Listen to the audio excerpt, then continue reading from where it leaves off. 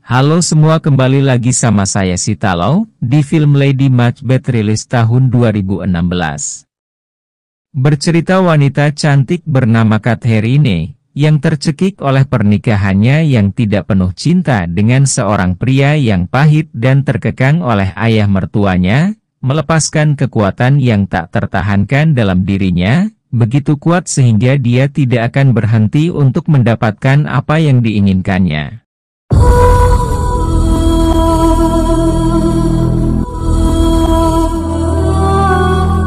Berlatar di perdesaan Inggris, tahun 1865, bercerita seorang gadis cantik berusia 18 tahun bernama Lady Katherine yang baru saja melangsungkan pernikahannya dengan seorang pria kaya berusia 40 tahun bernama Alexander Lasser.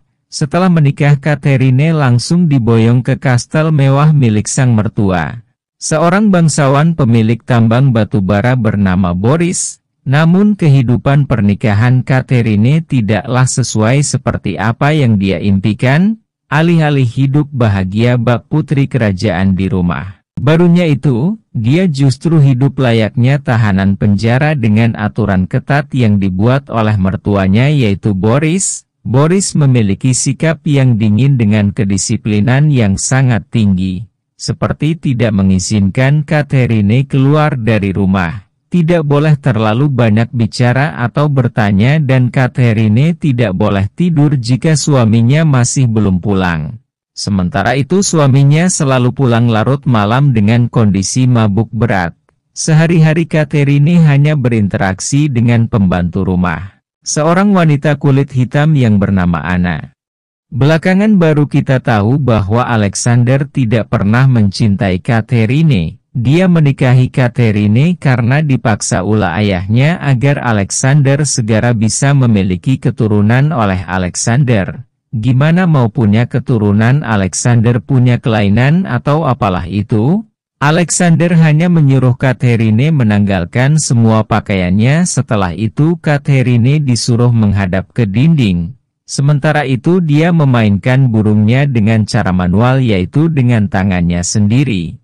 Setelah selesai dia pun langsung tidur. Begitu juga dengan malam-malam berikutnya, Katherine hanya disuruh menghadap ke dinding tanpa busana sementara dia hanya melakukan senam jari. Katherine kebingungan dan tidak tahu harus bagaimana, hanya mengikuti saja apa yang diperintahkan oleh suaminya. Pada suatu hari Alexander harus pergi keluar kota karena ada ledakan pada salah satu tambang batu bara mereka. Setelah Alexander pergi, Boris mewanti-wanti kepada Katherine agar tidak perlu keluar dari rumah dan tidak boleh melakukan apa-apa. Boris bilang, simpan saja tenagamu untuk melayani suamimu dengan baik saat dia pulang nanti. Setelah suami dan mertuanya pergi, Katherine yang merasa bosan karena tidak ada teman yang bisa diajak bicara dan tidak punya kegiatan apapun selain hanya pergi ke gereja pada setiap hari Minggu. Diam-diam Katherine keluar dari rumah berkeliling di perkebunan kapas yang sangat luas. Pada suatu hari Anna tidak datang ke kamar untuk melayaninya seperti biasa. Lalu Katherine memutuskan untuk mencarinya di luar rumah. Ternyata Anna dikerjai oleh tukang kebun anak buah suaminya. Anna digantung dan ditimbang layaknya hewan ternak. Melihat itu Katherine marah dan memerintahkan para tukang kebun itu untuk menurunkan Anna. Setelah Anna pergi, Katherine bertanya kepada salah satu tukang kebun itu berapa kira-kira berat badannya. Si tukang kebun itu lalu mengangkatnya secara paksa untuk ditimbang. Katherine sangat terkejut dengan ketidakkesopan pria itu.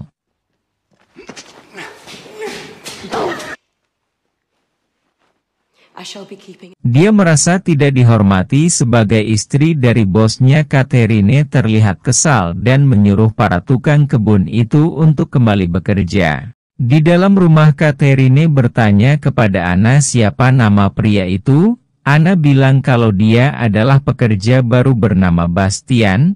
Katherine tampaknya sudah mulai penasaran dengan Bastian, pria yang sangat berbeda dengan sikap suaminya yang dingin. Keesokan harinya dia pergi lagi ke kebun kapas. Di sana dia berpapasan dengan Bastian. Bastian mencoba untuk menggodanya dengan mengajaknya bicara, namun Catherine tak menghiraukannya meskipun niatnya datang ke kebun itu hanya untuk melihat Bastian. Pada malam harinya setelah selesai mandi, seseorang mengetuk pintu kamarnya. Ternyata itu adalah Bastian. Catherine sudah mencoba melarangnya untuk masuk, tapi Bastian tidak peduli dan tetap saja memaksa untuk bisa masuk. Bastian bilang, "Apakah kamu tidak merasa kesepian?" Lalu secara tiba-tiba Bastian mencium Catherine. Catherine awalnya menolak, namun karena sudah lama merasa kesepian, akhirnya dia pun luluh dengan rayuan Bastian. Malam itu mereka berdua pun bercocok tanam untuk pertama kalinya.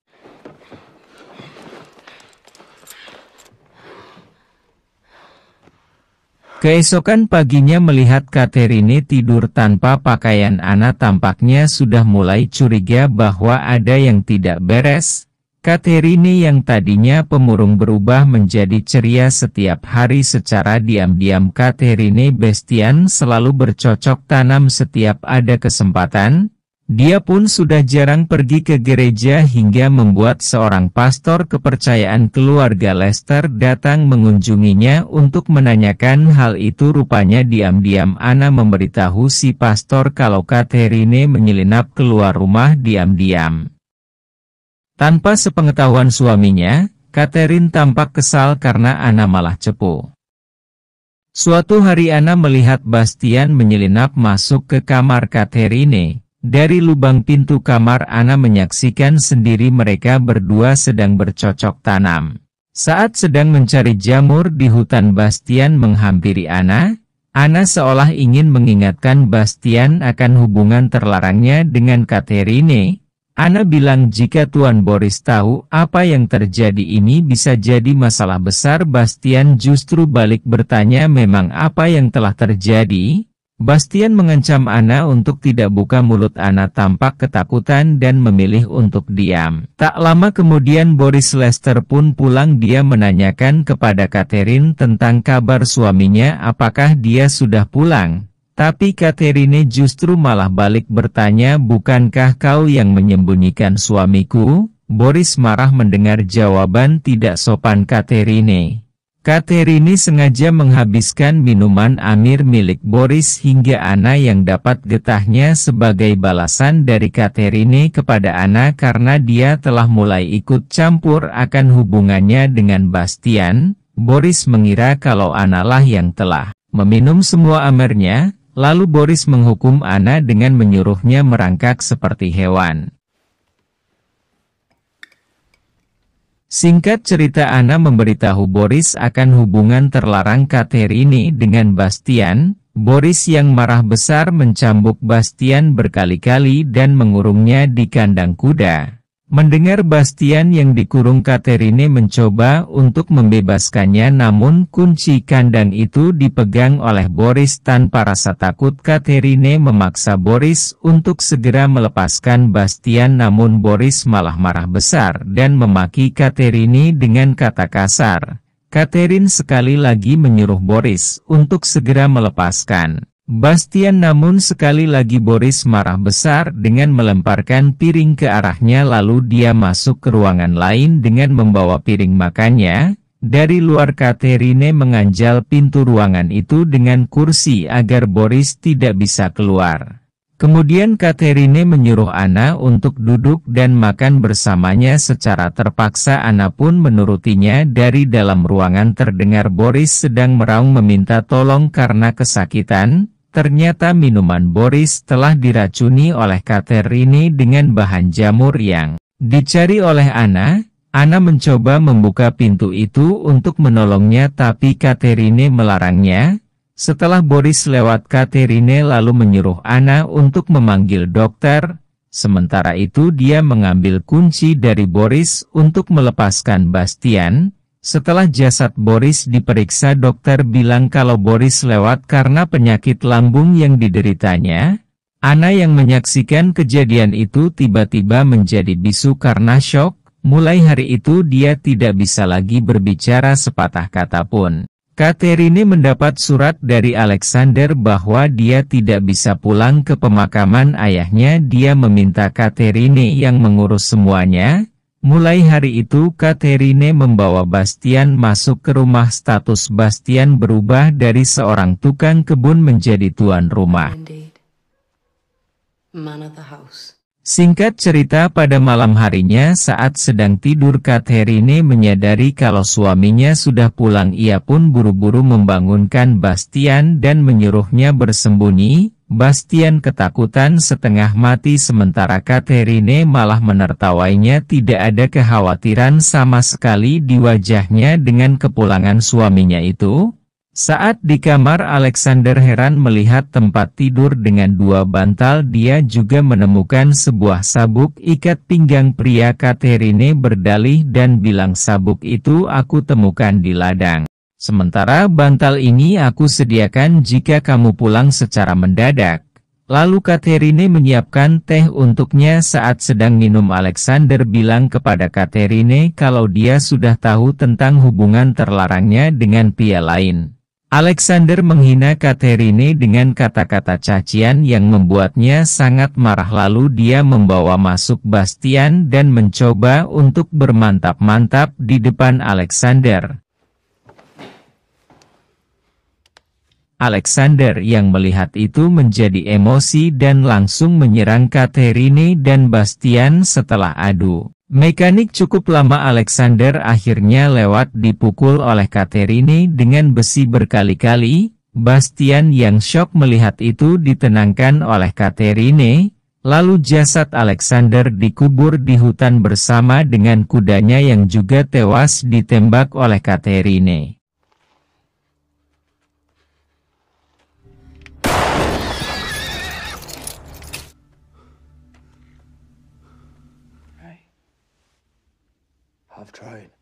Esok harinya mereka berperilaku seolah-olah tidak terjadi apa-apa. Singkat cerita, datanglah seorang perempuan berkulit hitam bernama Agnes membawa seorang anak kecil bernama Teddy yang merupakan cucunya Agnes, memberitahu Catherine kalau Teddy adalah anak dari Alexander Lester suaminya. Teddy adalah anak dari hubungan terlarangnya bersama anak Agnes yang telah meninggal. Agnes memegang surat dokumen yang sah yang dibuat oleh Alexander sendiri yang menyatakan kalau Teddy adalah ahli waris yang sah. Teddy nampaknya mulai menyukai Catherine. Dia bilang kalau Catherine adalah gadis tercantik yang pernah dia temui. Secara terpaksa Catherine menerima Agnes untuk tinggal bersamanya untuk menjaga Teddy sampai dia berusia 18 tahun. Catherine dan Bastian sudah mulai gelisah karena selama Teddy dan Agnes tinggal di rumah itu mereka tidak lagi punya ruang untuk bercocok tanam. Sementara itu Catherine menyadari kalau dia tengah mengandung anak dari Bastian. Teddy sudah mulai dekat dengan Catherine. Catherine bahkan sering mengajaknya jalan-jalan di ladang. Pada suatu malam Catherine datang menemui Bastian, namun Bastian menyuruhnya untuk pergi. Kita tidak akan pernah bisa bersama lagi selama Teddy masih ada di rumah, katanya. Keesokan harinya Teddy mengajak Catherine untuk bermain, namun Catherine yang enggak enak badan terpaksa menolaknya karena Teddy yang terus memaksa. Catherine jadi emosi dan secara tidak sengaja mendorongnya. Akibat dari itu Teddy menangis kecewa lalu dia pun kabur dari rumah. Semua orang mencarinya kemana-mana termasuk Bastian. Lalu scene memperlihatkan di mana Bastian menemukan Teddy yang sedang duduk di bebatuan air terjun. Scene berpindah lagi di mana Bastian membawa pulang Teddy yang dalam keadaan lemas. Agnes yang melihat orang asing masuk rumah dan memegang cucunya marah-marah kepada Bastian lalu mengusirnya. Melihat itu Catherine tampaknya tidak suka melihat kekasihnya itu dibentak-bentak oleh Agnes. Dia pun pergi menyusul Bastian. Bastian mencoba untuk pergi dari rumah itu. Dia tidak terima dipermalukan oleh Agnes. Catherine mencoba menahannya. Catherine meyakinkan Bastian untuk bersabar sedikit lagi dan berjanji kalau semuanya akan segera selesai. Lalu Catherine kembali ke rumah dan menyuruh agar Agnes beristirahat biar dia yang gantian menjaga Teddy, lalu menyuruh Bastian untuk masuk.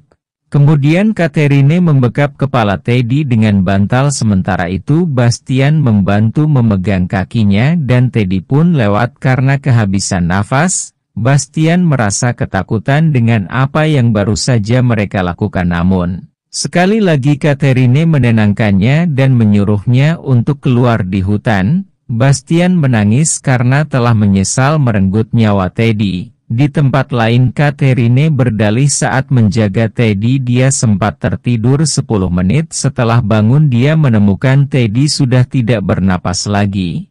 Dokter bilang kalau ada bekas memar di muka Teddy, kemungkinan seseorang telah sengaja membekapnya, bilang sama polisi. Polisi sudah percaya dengan semua ucapan Catherine, namun tiba-tiba Bastian masuk dengan menangis karena menyesal. Bastian membuat pengakuan kepada polisi kalau Catherine lah yang telah menewaskan Teddy, begitu juga dengan Boris dan Alexander, dan dia juga ikut membantunya. Bastian bilang kalau Catherine seperti penyakit yang menjalari tubuhnya di mana dia akan selalu menuruti apapun yang dia mau. Mendengar hal itu Catherine terlihat kecewa dengan Bastian. Dia membantah keras semua tuduhan Bastian dan balik menudingnya bahwa Bastian lah yang telah menewaskan Teddy atas motif dendam karena tersinggung lantaran diusir oleh Agnes. Begitu juga dengan Boris yang diracun dari jamur yang dicari sendiri oleh Anna di hutan. Catherine bilang Anna dan Bastian sengaja menewaskan Boris dan Alexander karena takut hubungan terlarang mereka berdua terbongkar.